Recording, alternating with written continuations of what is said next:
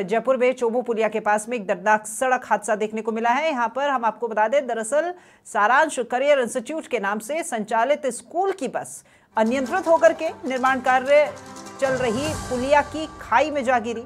हादसा इतना दर्दनाक था कि मौके पर ही चीख पुकार भी मच गई।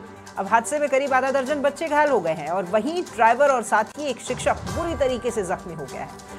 घायलों को चोमू के बराला अस्पताल में भर्ती करवा दिया गया है और सूचना मिलते ही चोमू थाना इंचार्ज प्रदीप शर्मा और साथ ही सामू थाना इंचार्ज धर्म सिंह मय पुलिस जाब्ता मौके पर पहुंचे और क्षतिग्रस्त वाहनों को क्रेन की सहायता से किनारे हटाया गया है।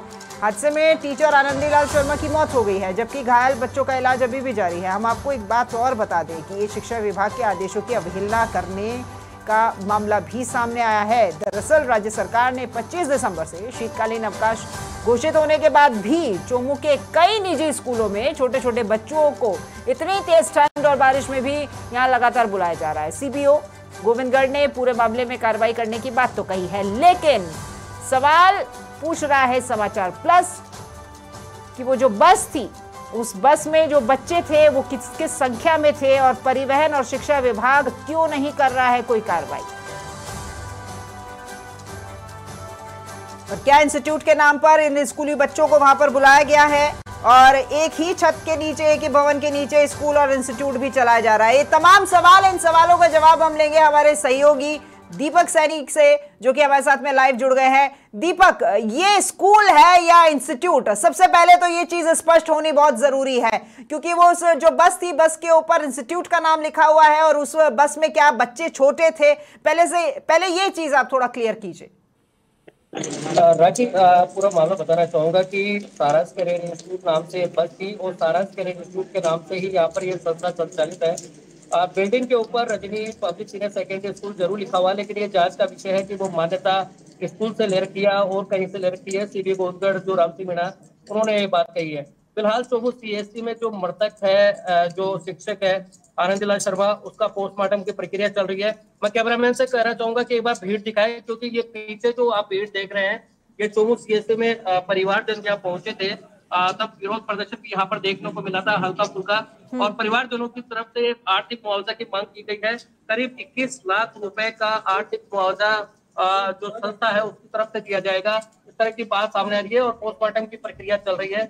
जो मेरे पीछे आप कमरा देख रहे हैं, रूम देख रहे हैं, वहां पर एसडीएम, पुलिस प्रशासन, परिवारजन और यहाँ के जो जनप्रतिनिधि हैं उनके बीच वार्ता चल रही है किस तरह से इसको पूरा किया जाए। हमारे साथ शाहपुरा विधायक मनीष यादव है, उनसे भी बातचीत करते हैं। मनीष जी, परिवारजन मांग कर रहे थे 21 लाख रुपए, क्या सहमति बन पाई? और इतना बड़ा हादसा, या पहली बार ऐसा नहीं हुआ है चोमू में, अभी भी सबक नहीं ले रहे?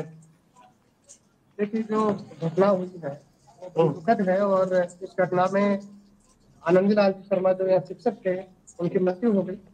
ये बात जरूर है कि जो बस के जो चालक थे और आनंदलाल जी की जो छूट कूद रही, क्योंकि जैसे ब्रेक फेल हुए वैसे ड्राइवर ने आनंदीलाल जी को बताया कि ब्रेक फेल हो गए और उसके बाद आनंदीलाल जी ने खुद ने जाकर के बच्चों को केबिन में पीछे की तरफ किया और खुद की जान की परवाह करे बगैर इतने में बस टकरा गई और मिट्टी के टीले से जाकर टकराई है, उसमें उनकी जान चली गई। ये परिवार के लिए, हम सब लोगों के लिए बड़ी दुखद है। जो कोचिंग संस्थान है, जो इंस्टीट्यूट है, उसके और प्रशासन और सब लोगों के बीच में एक वार्ता भी चली है। परिजनों की भी ये बात है कि जो कम आयु के व्यक्ति हैं और बहुत प्रतिभाशाली थे, जिन्होंने लंबे समय से इस इंस्टीट्यूट में अपनी सेवाएं देने का काम किया, क्या आपको क्या लगता है ये लापरवाही भागरोटा में जो हुआ था उसके बाद प्रशासन सबक नहीं ले रहा है? निर्माण चल रहा है एनएच भवन पर और एनएचआई की तरफ से भी लापरवाही की सांकेतिक बोर्ड नहीं है, परिवहन विभाग भी अपनी आंखें मुंह में बैठा हुआ है। इस तरह की बिना परमिट, बिना इंश्योरेंस खस्ता हाल गाड़ियां निजी स्कूलों में संचालित, क्या उन पर कार्रवाई क्यों नहीं होती? देखिए, जो साइन बोर्ड की और ये बात कर रहे हैं, ब्लैक स्पॉट की है वो जगह भटकावा गलत है। आज तक जितने भी एक्सीडेंट हुए हैं वो ऐसे हुए हैं जहाँ डेथ ज्यादा है।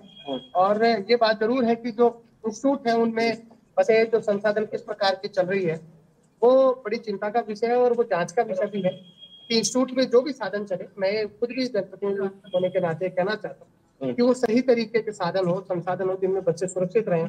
ये तो ड्राइवर और इनकी सूझबूझ रही जिससे बच्चों की भी जान बच गई, बच्चे घायल हुए। मेरा सवाल ये है कि इतना बड़ा हादसा हो गया, क्या इस पर सबक लिया जाएगा प्रशासन की ओर से, या फिर वही बात कि हम करेंगे कार्रवाई? प्रशासनिक अधिकारी। ठीक है, धर्म सिंह जी एसएचओ साबोद वो हमसे जुड़ गए हैं।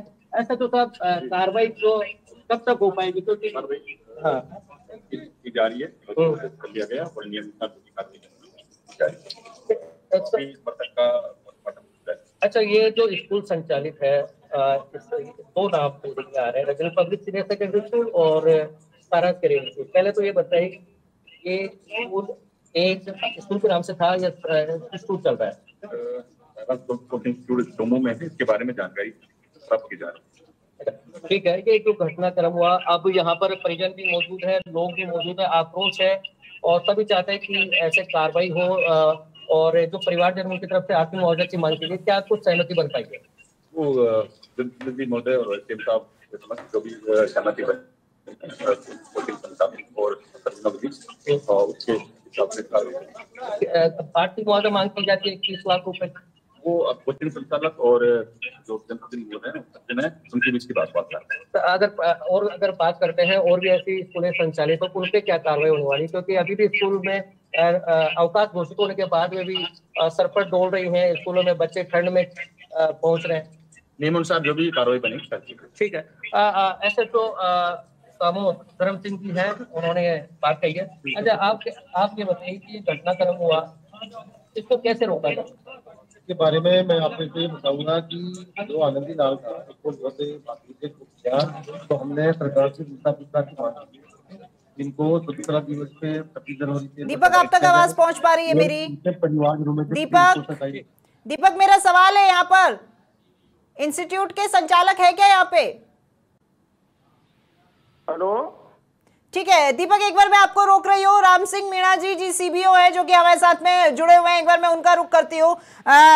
सर, आपका बहुत स्वागत। और साथ ही साथ मैं आपको ये भी एक सूचना देना चाहूंगी कि आज जो ये चोमू में हादसा हुआ है उसमें एक शिक्षक की तो जान चली ही गई है। अब लापरवाही जो है वो हम किसकी माने? हेलो जी सर, आवाज पहुंच पा रही है आप तक मेरी? हाँ मैडम, आवाज आ रही है। मौके के ऊपर हम लोग आए हुए हैं, जॉइंट डायरेक्टर मैडम भी है, डीओ साहब भी है, मैं भी हूँ। और वो एक सारांश कोचिंग इंस्टीट्यूट की बस थी। मैं मौके पे गया था, वहाँ देखा तो कोचिंग इंस्टीट्यूट की बस थी और वो बस 20-22 साल पुरानी बताते हैं। उस बस का जो है फिटनेस प्रमाण पत्र भी उसका पुराना हो गया बताते हैं। और दूसरी बात यह है कि शीतकालीन अवकाश के अंदर स्कूलों के बच्चों की तो छुट्टियां, लेकिन जहाँ मैं और जॉइंट डायरेक्टर मैडम और डीओ साहब आए हुए हैं, तो अस्पताल में भी हम लोग गए हैं, बच्चों के बयान लिए हैं। तो एक बच्चा चंद्र प्रकाश सैनी मिला है, वो बच्चा अपने आप को नीट की तैयारी करने वाला बच्चा बता रहा है। सर वो ठीक है, आप वहां पर गए थे, आपने ये देखा कि उस कोचिंग संस्थान पर एक जगह कोचिंग का नाम और दूसरी जगह सीनियर सेकेंडरी स्कूल भी अंकित है, वो कोचिंग संस्थान है या स्कूल? मौके पे मौजूद है, मैं जॉइंट डायरेक्टर मैडम, डीओ साहब वही है इस समय जी, वही है जहाँ पे आप बता रहे हो। सारांश इंस्टीट्यूट के नाम से एक कैंपस पे सारांश इंस्टीट्यूट लिखा हुआ है, दूसरी साइड में रजनी स्कूल लिखा हुआ है और उसी की जानकारी हम ले रहे हैं। स्कूल के संचालक को फोन किया है, वहां पे वो कहीं हमारे यहाँ कोई जो कैजुअलिटी हुई है उनके परिजन वो वहाँ बैठे हुए हैं, तो वहां से वो आ रहे हैं। जॉइंट डायरेक्टर मैडम, मैं और डीओ साहब पूरी जानकारी लेंगे, जानकारी जुटा रहे हैं। ये बच्चे जो थे नीट के थे या स्कूल के थे, अगर स्कूल के पाए जाते हैं और अगर ये अवैध रूप से स्कूल खोली गई तो इसके खिलाफ जॉइंट डायरेक्टर मैडम मौके मौजूद कार्रवाई अमल में लाकर उच्च अधिकारियों को इसके बारे में बना के भेजा जाएगा मैडम प्रस्ताव। ठीक है। और ये बस के बारे में आप ये तो खुद ही आपने कह दिया कि इसका फिटनेस ही पता नहीं कितने साल पुराना था। वहाँ पे जो बस की कंडीशन मैंने देखी है तो मेरे साथ बस 22-23 साल पुरानी बस है, जबकि नॉर्म्स के हिसाब से जिन बसों का फिटनेस ठीक नहीं है तो उसके लिए मैं उच्च अधिकारियों को, उच्च प्रशासनिक अधिकारियों को सूचित किया है। उसके बाद आरटीओ के माध्यम से उनके खिलाफ जिन भी स्कूलों में अगर ऐसी बसें चल रही है तो उनकी सूची बनाकर उनको बंद करवाया जाएगा, कार्रवाई करवाई जाएगी उनके खिलाफ। सर एक दरख्वास्त और है, ऐसी और भी कई स्कूलें होंगी वहां आसपास जहां पर ये नियमों को ताक में रख करके ऐसी ठंड में स्कूल चलाया जा रहा है, तो बच्चों के जीवन से खिलवाड़। और देखिए कोई शिक्षक जो कि इन बच्चों को लेकर निकला था आज वो नहीं है। ऐसे और इस तरह की घटना की पुनरावृत्ति ना हो, थोड़ा सा ध्यान देने की आवश्यकता है। मैडम हमने कमेटियां बनाई, टीमें बना दी है और एक एक इशू के खिलाफ कार्रवाई करेंगे। टीम गठित कर दी गई है, वो मौके पे दौरे पे जा रही है। जहां अगर ऐसा स्कूल संचालित पाया जाएगा उसके खिलाफ उसका मान्यता रद्द करने का प्रस्ताव बनाकर उच्च अधिकारी को भेज देंगे मैडम। तो हम माने अगर ये स्कूल और इंस्टीट्यूट दोनों ही का ये घालमेल पाया जाता है तो यहाँ पर भी इसी तरह की कार्रवाई होगी? बिल्कुल जांच कर रहे हैं हम लोग, मौके पे बैठे हैं। जॉइंट डायरेक्टर मैडम, डीओ साहब, हम मौके पे हैं। स्कूल के मालिक को बुलवाया गया है, वो थोड़ी देर में आ रहे हैं। इसकी तहकीकात करेंगे। अगर ये नियम विरुद्ध कार्रवाई इसका कोई पाया जाता है तो इसका प्रस्ताव बना के निदेशक महोदय को मान्यता रद्द करने का प्रपोजल भेजा जाएगा। ठीक है राम सिंह जी, बहुत शुक्रिया आपका हमारे साथ में जुड़ने के लिए। दीपक, आप तक आवाज पहुंच पा रही है? बताइए। जी बिल्कुल, देखिए वो कह रहे हैं कि अगर कोई गलती पाई जाती है तो कार्रवाई निश्चित रूप से की जाएगी। बस इतनी पुरानी थी, अब ये स्कूल है या फिर कोचिंग, यहाँ पर आसपास जो लोग खड़े हैं उनसे ये तो आप पता लगा ही सकते हैं कि कितने बच्चे थे, उन बच्चों की क्या उम्र रही होगी। तो उससे भी थोड़ा सा हमें समझ में आया कि क्या सारे बच्चे नीट की तैयारी करने वाले थे या फिर कोई स्कूली बच्चा भी उस बस में मौजूद था, और संख्या क्या रही थी। देखिए राखी, बताना चाहूंगा कि प्रत्यक्षदर्शियों ने जैसा कि हमें बताया, वहां पे कुछ लोगों ने जो बताया कि उसमें छोटे बच्चे भी थे, बड़े बच्चे भी थे, सम्मिलित बच्चे थे। वो बच्चे सभी सारांश कैरियर इंस्टीट्यूट जा रहे थे। और जिस तरह से हादसा पेश आया उसके बाद में चौमू उप जिला अस्पताल में यहाँ पर विरोध प्रदर्शन भी शुरू हुआ।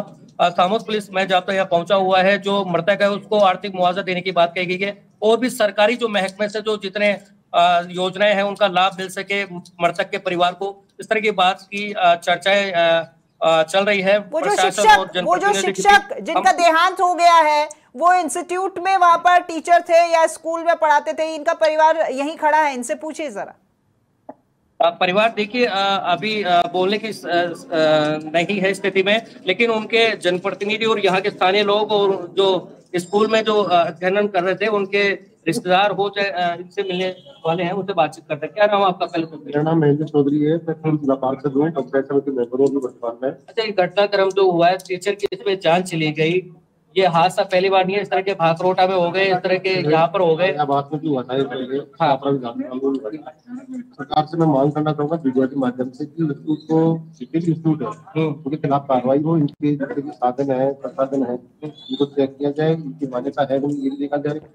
और इस प्रकार से बातें आएगी कि वहाँ NHI पे भी कोई साइन बोर्ड नहीं था, तो वहाँ भी NHI की तरफ से भी इस प्रकार से मृतक परिवार को मुआवजा मिलना चाहिए।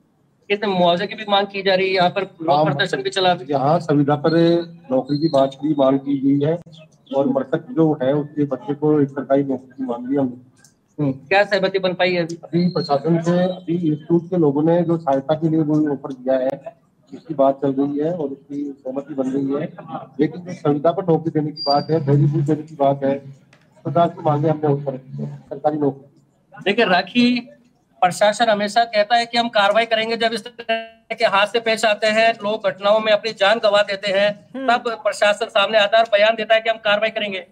लेकिन क्या प्रशासन को दिखता नहीं है कि बिना परमिट के, बिना इंश्योरेंस की गाड़ियां, खस्ताहाल गाड़ियां स्कूलों में संचालित है और हाईवे पे दौड़ रही है, उन पर कार्रवाई परिवहन विभाग क्यों नहीं करता है?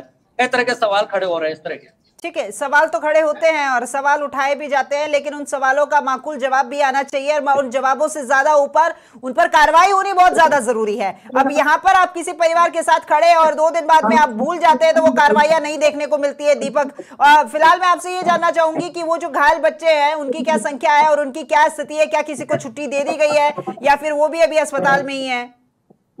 ठीक है, मैं SDM जो कि यहाँ पर मौजूद है, खुद उनसे भी बातचीत करना चाहूंगा। SDM साहब जो कि यहाँ के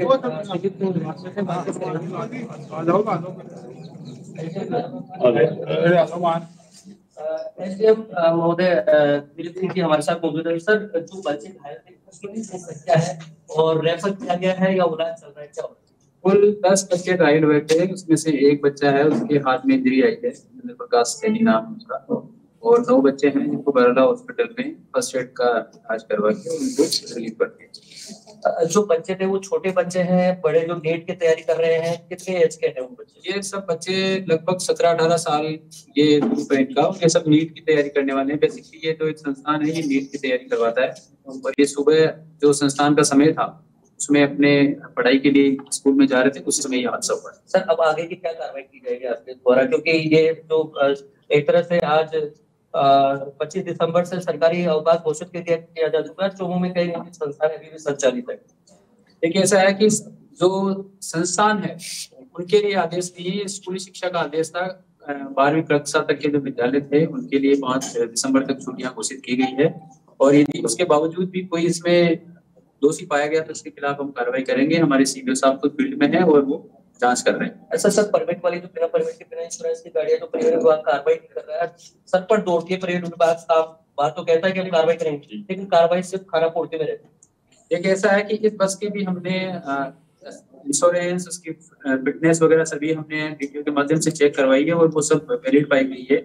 और आज ही हमने जिला जो परिवहन अधिकारी हमारे चोमू है उनके यहाँ से हमने अभी एक उनको आदेश जारी किया है, जितने भी वाहन और जो यात्री वाहन है जिसमें अपने विशेष रूप से ये जीप, कमांडर इत्यादि चलते हैं, इनका भी एक सघन अभियान चालू किया गया है, जिसमें यदि कोई अनफिट पाए जाते हैं या कोई दोषी पाए जाते हैं तो उनकी कार्रवाई। ये कौन सी गाड़ी का मॉडल है सर, कितना पुरानी गाड़ी? इसके बारे में, मॉडल के बारे में तो मैं आपको नहीं बता पाऊंगा, लेकिन जो हमारे पास जो सूचना है वो ये है कि आज 40PA0302 इनके नंबर थे, और इसका जो रजिस्ट्रेशन है 2032 तक वैलिड है, और इसका जो फिटनेस वैलिड है वो नवंबर 2025 तक।